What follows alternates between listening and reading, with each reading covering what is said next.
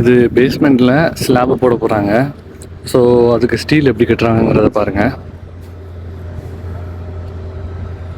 2 layer steel இருக்குது. Bottom layer shuttering அடிச்சிருக்காங்க first. அதுக்கு மேலே ஃபஸ்ட் லேயர் கட்டியிருக்காங்க. அதுக்கு மேலே செகண்ட் லேயரும் கட்டியிருக்காங்க.